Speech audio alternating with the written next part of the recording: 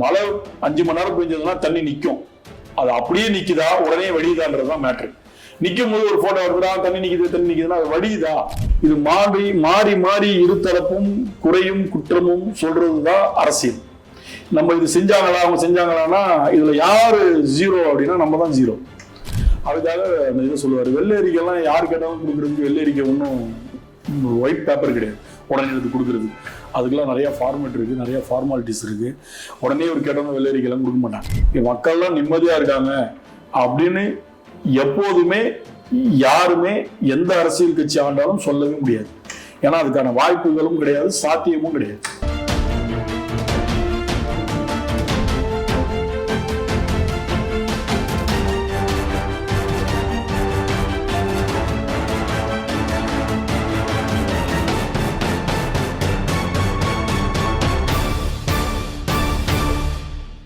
தமிழ் நேயர்களுக்கு வணக்கம். இன்று நம் அரங்கத்தில் நம்மோடு இணைந்திருப்பவர் மூத்த பத்திரிகையாளர் காதர் அவர்கள். வணக்கம் சார். வணக்கம்மா சார். அண்ணாமலை அவர்கள் குற்றம் சாட்டியிருக்காரு. என்னன்னா, மத்திய அரசு கொடுத்த 78,000 கோடி மேம்பாலம் குறும்பாலம் கட்டுறதுக்காக கொடுத்த 78,000 கோடி என்னாச்சு, அதுக்கான கட்டுமான பணிகள் எதுவும் நடக்கலைன்னு சொல்லிட்டு குற்றம் சாட்டியிருக்காரு. அதற்கான வெள்ளை அறிக்கையும் கேட்டிருக்காரு. அதை பத்தி சொல்லு. யார் மேல குற்றம் சாட்டியிருக்காரு? யாருக்கிட்ட வெள்ளை அறிக்கை கேட்டிருக்காரு? ஆளுங்கட்சி ஆளுங்கட்சி திமுக அரசு கிட்ட கேட்டிருக்காரு. எதிர்கட்சியா இருக்கிற அண்ணாமலை குற்றம் சாட்டவில்லை என்றால் மட்டும்தான் அதிசயம். குற்றம் சாட்டுறது தான் அவங்க வேலை. 78,000 கோடி ஒரே சிங்கிள் பேமெண்டா கொடுத்தாங்களா, எங்க கொடுத்தாங்க அப்படின்றது அவருக்கே வெளிச்சம். எப்போதுமே அவர் திமுக அரசை குறை சொல்லிட்டு இருக்கிறது தான் அவர் வேலையை. அது பேசலைன்னா அவர் பிஜேபியில் இருக்கிறது வேஸ்ட். அதுக்காக அந்த இதை சொல்லுவார், வெள்ளை அறிக்கைலாம் யார் கேட்டாலும் கொடுக்கறதுக்கு வெள்ளை அறிக்கை ஒன்றும் ஒயிட் பேப்பர் கிடையாது உடனே எடுத்து கொடுக்குறது. அதுக்கெல்லாம் நிறைய ஃபார்மேட் இருக்கு, நிறைய ஃபார்மாலிட்டிஸ் இருக்கு. உடனே ஒரு கேட்டவங்க வெள்ளை அறிக்கைலாம் கொடுக்க மாட்டாங்க. அவங்க அதுக்கு என்னென்ன பண்ணியிருப்பாங்கன்றது, அந்த பணம் உண்மையில் கொடுத்துருந்தா அந்த பணத்துக்கு என்னென்ன செலவு பண்ணியிருக்காங்கன்றது அவங்க ஆட்டோமேட்டிக்கா அந்தந்த துறையில போய் இவரே ஆர்டியில் போய் கேட்டா கொடுத்துருவாங்க. இவரு கவர்மெண்ட்டை கேட்கணும் அவசியம் இல்லை. அந்தந்த துறை சார்ந்தவர்கிட்ட போய் ஒரு ஆர்டி போட்டாருன்னா ஆட்டோமேட்டிக்கா 20-25 நாள்ல ஃபுல் டாக்குமெண்ட் வந்துடும், எவ்வளவு பணம் எவ்வளவு செலவு பண்ணியிருக்காங்கன்னு. அப்புறம் எதுக்கு வெள்ளை அறிக்கை தேவைப்படுது? தேவையே இல்லையே. அழகா அதில் போட்டு எடுத்து அவர் என்ன நடந்திருக்கு, எவ்வளவு செலவு பண்ணியிருக்காங்கன்னு கேட்டு வாங்கிக்கலாமே. அதாவது கடந்த 3 ஆண்டுகளா நீங்க பாத்தீங்கன்னா முக்கியமான இடங்கள்ல தண்ணிகள் இப்ப நிக்கிறது இல்லை. மழை வந்தா அரசு இறங்கி வேலை செய்யுது. நம்ம பொதுவா எல்லாத்தையும் போற போக்குல பேசிட்டு போகலாம் முடியாது. பேசணும்லாம் பேசக்கூடாது, அரசியல் பேசணும்ன்றதுலாம். அவங்க கெட்டது பண்ணா எனக்கு தப்பு பண்ணியிருக்காங்கன்னு சொல்லிட்டு போயிடலாம். நல்லது பண்ணும்போது நல்லது பண்ணியிருக்காங்க அப்படின்றதையும் நம்ம சொல்லணும். இப்போ கொளத்தூர் தொகுதி மட்டும் இல்லை, எல்லா தொகுதியிலையுமே நார்மலா இருந்த ட்ரைனேஜோட அளவு ஒரு 4 அடி தோண்டி ட்ரைனேஜ் போடுறாங்க அப்படின்னா இப்போ பார்த்தோம்னா 9 அடி 8 அடி தோன்றாங்க. அப்ப ஆல்ரெடி ரோட்ல நிக்கிற தண்ணியை விட அதிகமா வந்தாலும் அது உள்ள போயிடும். அந்த மாதிரி ஒரு கட்டமைப்பை தான் இப்போ உருவாக்கிட்டு இருக்காங்க. நிறைய இடத்துல அந்த ட்ரைனேஜ் எல்லாம் கட்டி முடிக்கப்பட்டது. அப்போ மழைனா எங்கெல்லாம் நிற்கும் அப்படின்னா, நீங்க வேசர்பாடி அந்த பிரிட்ஜு கீழே நிற்கும்னு சொல்லலாம். இப்பெல்லாம் அந்த பிரிட்ஜு கீழே தண்ணி நிக்கிறதே இல்லை. ஒரு 4 ஆண்டுகள் மழையில நீங்க அங்க உடனே எடுத்து பிரபல நாளிதழ்கள்ல முதல்ல போட்டோ எடுக்கிற இடம் தான். நான் ஒரு பிரபல நாளிதழ்ல வேலை செய்யும் போது அங்கதான் ஃபர்ஸ்ட் போட்டோ எடுத்து நியூஸே போடுவோம். இப்போ 4 வருஷமா 3 வருஷமா அங்கெல்லாம் தண்ணி நிக்கிறதே இல்லை. அப்ப நிறைய இடங்கள்ல நடந்துகிட்டு தான் இருக்கு. நம்ம ஒரே எல்லாத்தையுமே குறை சொல்ல முடியாது. சில இடங்கள்ல நடக்காம இருக்கலாம், இன்னும் அதுக்கான வேலைகள் நடந்துட்டு இருக்கலாம். இப்ப யார் வந்தாலுமே இதை உடனடியா சார்ட் அவுட் பண்ணணும்னா சார்ட் அவுட்டே பண்ண முடியாது. எந்த அரசு வந்தாலும் சரி, பிஜேபி தமிழ்நாட்டு ஆண்டா கூட இதே திரும்பி எல்லாத்தையும் கேள்விகள் வைக்கப்படுமே தவிர, பீஸ்ஃபுல்லான தமிழ்நாடு, எல்லாத்துக்கும் எல்லாம் கிடைச்சிருச்சு, மக்கள்லாம் நிம்மதியா இருக்காங்க அப்படின்னு எப்போதுமே யாருமே எந்த அரசியல் கட்சி ஆண்டாலும் சொல்லவே முடியாது. ஏன்னா அதுக்கான வாய்ப்புகளும் கிடையாது, சாத்தியமும் கிடையாது. பண்ண முடியாது அப்படின்னா நிறைய கட்டமைப்பு வேணும். அதுக்கு மக்கள் ஒத்து வரணும், வெற்றி பெற்ற அரசியல்வாதிகள் உண்மையா ஒர்க் பண்ணணும். நிறைய விஷயங்கள் இருக்குமா. ஒரு சின்ன ஊர்னா சிங்கப்பூர்லாம் ஏன் டெவலப் ஆச்சுன்னா, சிங்கப்பூர் தமிழ்நாடோட சின்னது. அங்க சட்டத்திட்டங்கள் ரொம்ப கடுமையா இருக்கும். சாதாரணமா அந்த சிங்கப்பூர் இன்னைக்கு டாப்ல இருக்கு. இப்ப சென்னையில நீ இப்ப கீழே இறங்கினு வச்சுக்கோ, கீழே இறங்கினா உனக்கு எச்சு துப்புன்னு தோணுச்சுன்னா தூண் அப்படி துப்பிடுவேன். உனக்கு நான் சிங்கப்பூருக்கு டிக்கெட் போட்டு அனுப்பிச்சேன்னா நீ அங்க போனோன்னு துப்ப மாட்டேன். என்ன காரணம் அப்படின்னா, நீ துப்புனா உடனே $5,000 உனக்கு ஃபைன். ஆட்டோமேட்டிக்கா வித்தின் செகண்ட்ல உன் மொபைலுக்கு மெசேஜ் வந்துடும். அப்ப இங்க துப்புறவன் ரோட்ல துப்புறவன் அங்க போனோன்னு துப்ப மாட்டான்னா என்ன காரணம்? சட்டங்கள் கடுமையாக இருக்கும்போது குற்றங்கள் குறையும். அப்ப இங்க கடுமையான சட்டம் இல்லை, நம்ம போடுவோம் 100 ரூபாய் டம் அடிச்சா ரோட்ல அப்படின்னு. எத்தனை பேர்கிட்ட 100 ரூபாய் நம்ம வாங்குறோம்? 4 பேரை பிடிக்கும் போது அவனே சொல்லுவான், சார் நானே 10 ரூபாய்க்கு சிகரெட்டு ஓசியில் வாங்கி குடிச்சேன் சார், என்கிட்ட 100 ரூபா கூட இல்லைன்னுவான். போலீஸ் அவனை மன்னிச்சு விட்டுரும் போடா அப்படின்னு. ஹெல்மெட் போடலன்னா இங்கே 500 ரூபா 1000 ரூபா ஃபைன். நீ ஒரு சிக்னல் நின்றா 10 பேர் போடாமல் போவான், 10 பேர் போட்டு போவான். போடாத ஒரு 4 பேரை பிடிச்சி ஃபைன் போடுவாங்க. எல்லாரையும் பிடிச்சா அவன் சொல்லுவான், சார் ஹெல்மெட் வாங்கவே காசு இல்லாமல் தான் நான் போடாமே போறேன், 1000 ரூபாய் எங்க கேட்குறீங்கன்னுவான். அப்ப சட்டங்கள் மட்டும் கடுமையா இருந்தாதான் மற்ற விஷயங்கள் எல்லாமே கரெக்டா நடக்கும். அது நம்ம நாட்டுக்கு சாத்தியப்படுமானா, நம்மளது ஜனநாயக நாடு அப்படின்ற ஒரு கான்செப்ட் இருக்கும்போது எல்லாத்துக்குமே குரல் கொடுக்க ஆரம்பிப்பாங்க. அதுல இது சாத்தியப்படுறது ரொம்ப கஷ்டம். ஏன்னா தமிழ்நாடு பார்த்தோன்னா ரொம்ப பெரிய மாநிலம். அவ இவ்வளவு விஷயத்த நீ பண்றதுக்குள்ளே முன்னெடுக்கும் போதுமே அடுத்த தேர்தல் வந்துடும். இந்த கட்சி ஜெயிக்குதா தோக்குதான்னு பார்க்கணும். இவங்க ஒரு வேளை தோத்துட்டாங்க அப்படின்னா அடுத்த வரவங்க அதை செய்வாங்கன்னா, அவங்க போட்ட திட்டம் ஏன்னா செய்யணும், தூக்கி போடுறா அப்படின்வாங்க. இந்த ஈகோ கிளாஸ் ஆகும்போது அது நல்ல திட்டமாவே இருந்தா ஒரு சிலதை எடுத்துப்பாங்க, ஒரு சிலதை எடுத்துக்க மாட்டாங்க. இந்த கட்டமைப்புலாம் ரொம்ப லாங் ப்ராசஸ். உடனடியா நாளைக்கே மாற்ற முடியுமானா முடியாது. 75 ஆண்டுகள் ஆயிடுச்சு திராவிட கழகங்கள் உருவாகி. அவங்க பண்ணதுலயே இப்ப பார்த்தோன்னா இப்போதைக்கு நீ கணக்கு கேட்டனா ஒரு 50-60% தான் ஷார்ட் அவுட் பண்ணியிருப்பாங்க. 75 ஆண்டுகள் ஆகியுமே இன்னும் நிறைய விஷயங்கள் பண்ணணும்னா மக்களுடைய ஒத்துழைப்பும் வேணும். இன்னும் நிறைய கிராமங்களுக்கு கரண்ட் இல்லாத ஊர்லாம் இருக்கு. சேலம் பக்கத்துல மல்லிகை துர்கம்னு ஒரு மலை கிராமம் இருக்கு, அங்க கரண்டே கிடையாது. நீ சத்தியமங்கலத்துல இருந்து அந்த மலை ஏறணும்னா 3 மணி நேரம் ஆகும். சோலார் வச்சுதான் அங்க கரண்ட். அப்ப அவங்கலாம் எப்ப முன்னேற போறாங்க? கரண்ட் கேட்டு அவங்க பல வருஷமா போராடிட்டு இருக்காங்க. சார் அவங்களுக்கெல்லாம் கவுன்சிலர் அந்த மாதிரி எல்லாம் யாரும் இருக்க மாட்டாங்க. அங்க கவுன்சிலர்னா கீழே தான் இருப்பாரு.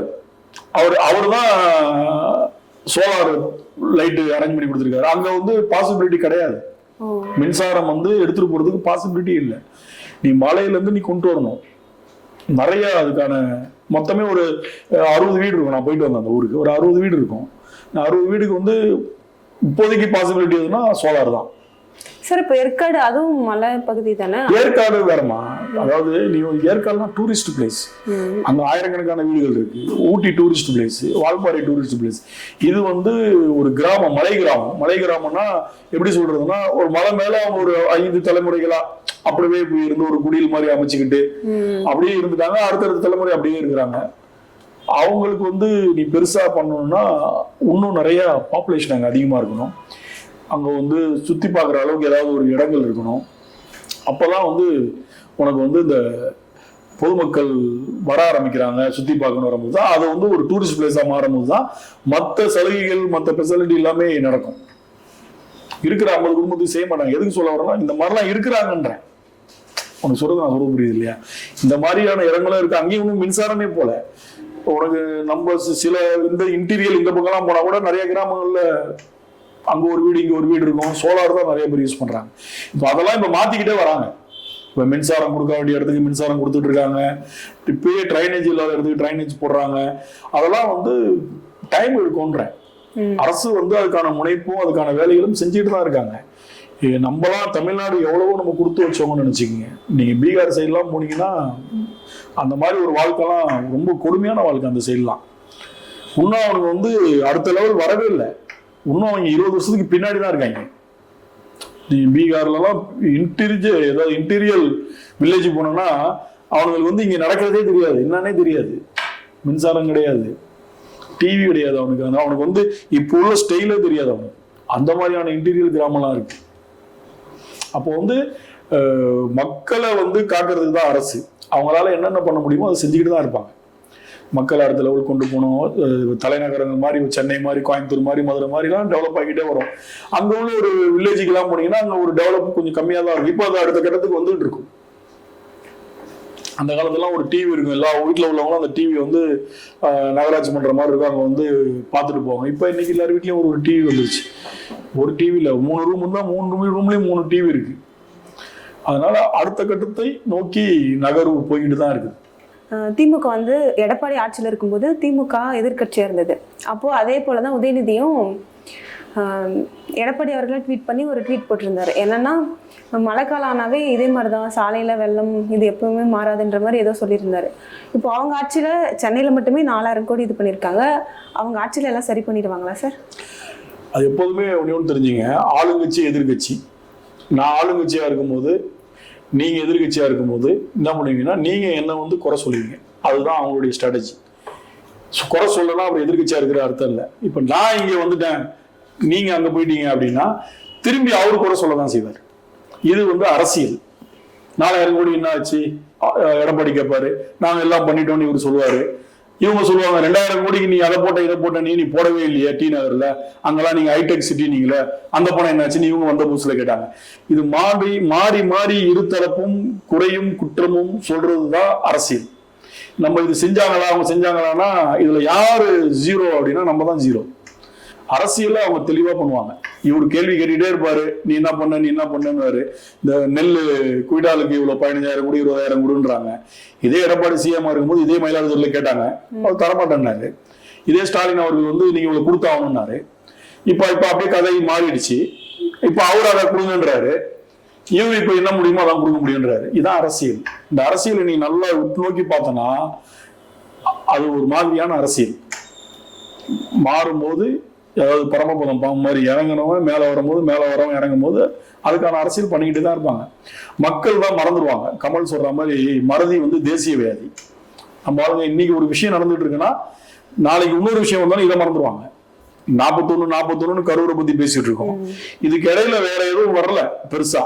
வேற ஏதாவது பெருசா வந்திருந்தா கரூரை எப்பயோ மறந்துருப்பாங்க நம்ம ஆளுங்க. வராதனாலதான் 25 நாள் அதை போட்டு ஓடிக்கிட்டு இருக்கிறாங்க. அதை விட பெருசா இந்த பீர்பால் அக்பர் கதையில வந்து சின்ன கோடு இதுக்கு மேல பெரிய கோடு எப்படி போடுறதுன்னா பக்கத்துல போடுறது, அதை அழிக்காம போடணும்னுவாங்க. அப்ப பெரிய கோடு போட்டோம்னா சின்ன கோடு மறைஞ்சிருது. அந்த கதை தான். ஒரு விஷயங்கள் பெருசா ப்ரமோட் ஆகும்போது அது அரசியலுக்காக அதை பெருசு பண்றது இருக்கு, அதை வந்து ஒரு கால் புரட்சினால பெருசு பண்றது இருக்கு, அது உண்மை கண்டறியணுன்றதுக்காக அதை ஆராயறது இருக்கு. இந்த மாதிரி பல விதமான கருத்துக்கள் இருக்கு. இதுல இவரு அண்ணாமலை சொல்றதுல ஒரு கருத்து, எடப்பாடி ஒன்றும் சொல்லவே இல்லை, அண்ணாமலை தான் ஆரம்பிச்சிருக்காரு. எது அவர் அதாவது பிஜேபி தலைவரே கேட்கல. நயினா நாகேந்திரனே வந்து 70,000 கோடி கொடுத்தாங்க ஒன்றிய அரசு, நீங்க என்ன பண்ணீங்கன்னு கேட்கல, அண்ணாமலை தான் கேட்டிருக்காரு. அண்ணாமலை தன் இருக்கிறத வெளியில காட்டிக்கிறதுக்காக ஏதாவது டெய்லி ஒண்ணு சொல்லிட்டு தான் இருக்கிறாரு. ஏன்னா அப்ப அவர் தலைவர் கிடையாது. அவர் எப்படி அந்த கட்சி எல்லாரும் பேசுறது அலோவ் பண்றாங்கன்றது தெரியல. பட் ஆனா அவர் தான் இருப்பிடத்தை இருந்துகிட்டு இருக்கேன்னு மற்றவங்களுக்கு தெரிய வைக்கிறதுக்காக டெய்லி ஒண்ணு ஏதாவது சொல்லிக்கிட்டே தான் இருக்கணும். அது அவருடைய வேலை. அதெல்லாம் நம்ம பெருசா எடுத்துக்கலாம் முடியாது. அவர் கேட்குற மாதிரி வெள்ளை அறிக்கைலாம் தரமாட்டாங்க. வெள்ளை அறிக்கைக்கெல்லாம் 1008 ஃபார்மெட் இருக்கு. அதனால அதை பத்தி நம்ம பெருசா எடுத்துக்கணும்னு அவசியம் இல்லை. அதுக்கு தெளிவான பதில் துணை முதல்வரே கொடுத்துருக்காரு. அவங்க அவர் இவ்வளவு பணம் வந்திருக்குன்னு சொன்னதுக்கு அவரே பதில் கொடுத்துருக்காரு. அதனால அதை பத்தி நம்ம பெருசா விவாதிக்க வேணும்னு அவசியம் கிடையாது. சரி, இப்போ அந்த 4000 கோடி போட்டு இது பண்ண அப்புறம் இப்போ ஏதாவது இம்ப்ரூவ்மெண்ட் தெரியுதா சாலைகள்ல? அதான் 3 வருஷத்துக்கு முன்னாடி சொன்னோம்மா, 3 வருஷத்துக்கு முன்னாடியே மழை பெஞ்சதுல இன்னைக்கு கடந்த 2 வருஷமா அதாவது ஹைடெக் சிட்டி மெட்ராஸ் சிட்டியில வந்து முதல்ல ஆரம்பிச்ச இடம் ஒர்க் வந்து டி நகர். டி நகர் தான் முதல்ல மழை நீர் நிக்காத அளவுக்கு நாங்க கொண்டு வர போறோம் அப்படின்னு அதிமுக ஆட்சியில கொண்டு வந்தாங்க ஃபர்ஸ்ட். அதுக்கப்புறம் மழை பெஞ்சு தண்ணிலாம் நின்றது, போட்லாம் விட்டாங்க அந்த ஏரியால, எல்லா டிவிலையும் வந்தது. இவங்க ஆட்சிக்கு வந்து 2 ஆண்டுகள் ஆகி அந்த இடத்தெல்லாம் கிளியர் பண்ணாங்க. கடந்த 2 ஆண்டுகளா மழை வருதுன்னு பாத்தீங்கன்னா எங்கெல்லாம் தண்ணி நிடிச்சோ அங்கெல்லாம் தண்ணி நிக்காத போட்டோக்கள் நிறைய நாளிதழ்கள்ல, பிரபல நாளிதழ்கள்ல நீங்க பார்க்கலாம். துரைசாமி மேம்பாலம்லாம் மழை நீர் சேர்ந்துச்சுன்னா 1.5 நாள் இருக்கும் அந்த பிரிட்ஜ் ஃபுல்லா தண்ணி. இப்ப அந்த மழை நீர் சேர்ந்து 4 மணி நேரத்துல கிளியர் ஆயிடும், ஓடிடுது. அப்ப அதுக்கான வசதிகள் செய்யப்பட்டிருக்குன்னு அர்த்தம். நான் சொல்றது புரியுதா உனக்கு? அப்ப அந்த வசதிகள் செய்யப்பட்டிருக்குன்னு அர்த்தம். இன்னொன்னு அதை செய்யல, நீ இங்கேயும் செய்யல அங்கேயும் செய்யல அப்படின்னா அது கிடையாது. எங்க ஆரம்பிச்சாங்களோ அங்க இருந்து படிப்படியா போறதுதான். இப்ப குளத்தூர் தொகுதி, பெரம்பூர் தொகுதி, இப்படி எனக்கு தெரிஞ்ச ஒரு 10 12 தொகுதி நான் பார்த்துருக்கிறேன். எல்லாம் பெரிய லெவல்ல வடிகால்லாம் ரெடி பண்ணியிருக்காங்க. இப்ப இந்த மலைக்கெல்லாம் குளத்தூர்ல எல்லாம் நிறைய இடத்துல தண்ணி நிற்கும். திருவிழாநகர் பஸ் ஸ்டாண்ட் கிட்ட எல்லாம் பாத்தீங்கன்னா அவ்வளவு தண்ணி நிற்கும். இப்பெல்லாம் ஒரு போட்டு தண்ணி கிடையாது. மழை 5 மணி நேரம் பெஞ்சதுன்னா தண்ணி நிற்கும். அது அப்படியே நிக்குதா உடனே வடியுதான்றதுதான் மேட்ரு. நிக்கும் போது ஒரு போட்டோ வருதுடா தண்ணி நிக்குதுன்னா அது வடியுதா? 2 நாள் நிக்குதா? 2 நாள் நின்றதான் அது தப்பு. தண்ணி போறதுக்கே வழி இல்லை, நீ என்ன பண்ணிருக்கேன்னு கேட்கலாம். அவர் 5 மணி நேரம் பெய்யுற மழை வந்து தண்ணி நிக்கதான் செய்யும். ஒரு 1 மணி நேரம் ஒரு 2 மணி நேரம் நிற்கும்.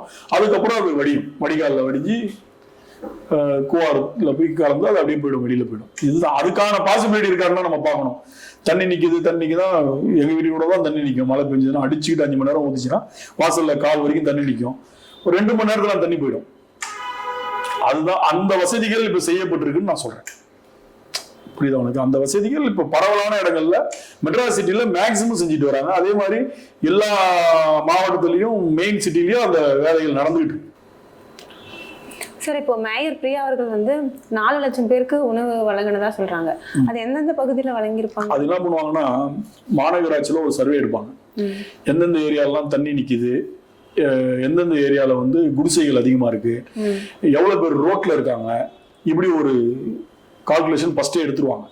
அப்படி எடுக்கும்போது பார்த்தோன்னா அந்த ஸ்லம்பு மாதிரி ஏரியாக்கள், ரோட்டோரம் வசிக்கிறவங்க, இந்த மாதிரி ஒரு கணக்கு எடுப்பாங்க. கணக்கு எடுத்தாங்கன்னா 4 லட்சம் பேர்னா 4 லட்சம் பேர் கணக்கு கிடையாது. அது எப்படின்னா 3 வேலை, 1 லட்சம் பேர்னா 3 வேலை போட்டா 3 லட்சம் ஆச்சா. அவங்களுக்கு வந்து அங்கங்க சமுதாய கூடங்கள்ல அரசு சார்பா சாப்பாடு ஆக்கி அவங்கள தங்க வைப்பாங்க. சமுதாய கூடங்கள்ல இந்த மாதிரி இடத்துல வைக்கும்போது அவங்களுக்கு அந்த ப்ரொவைட் பண்ணுவாங்க. சாப்பாடு, காலை டிஃபன், மதியம் உணவு, இரவு உணவு, இந்த மாதிரி கொடுப்பாங்க. இதெல்லாம் வந்து நாங்கள் உடனடியா ஏற்பாடு பண்ணியிருக்கோம். 4 லட்சம் பேருக்கு 3 லட்சம். இப்போ கண்ணகி நகர்ன்னு இருக்கு, அங்கே பார்த்தீங்கன்னா ஹவுசிங் போர்டு தான். பட் ஆனால் அங்கே தண்ணி வந்தா நிற்கும். இப்பதான் அதை சார்ட் அவுட் பண்ணியிருக்கிறாங்க. இப்போ அங்கே உள்ளவங்களாம் சாப்பாடுக்கு எங்கே போவாங்க?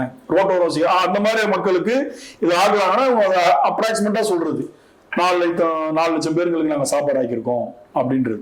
இது வந்து நாட் ஒன்லி திமுக ஆட்சி, எல்லா ஆட்சியிலையும் நடக்கிறது தான். இதுல வந்து பாத்தீங்கன்னா எடப்பாடி ஆட்சியில நிறைய முறை போட்டாங்க. ஏன்னா அப்ப நிறைய வாட்டி மழை வந்தது, நிறைய பேருக்கு ஆக்கி போட்டிருக்காங்க. அது எப்போதுமே நடக்கும். எம்ஜிஆர் கலைஞர் காலத்துல இருந்து இது நடந்துட்டு இருக்கு. மழை வந்தா சாப்பாடு போடுவாங்கன்றது இன்னைக்கு நேற்று இல்லை, எப்போதுமே உள்ள ஒரு நடைமுறை. அதெல்லாம் மேயர் பிரியா அவர்கள் வந்து பிரஸ்ல சொல்லியிருக்கிறாங்க. இது எப்போதும் உள்ளதுதான் இதெல்லாம். சார், இவ்வளவு நேரம் கேட்ட கேள்விக்கெல்லாம் அழகா பதில் சொன்னீங்க. ரொம்ப நன்றி சார். வணக்கம்.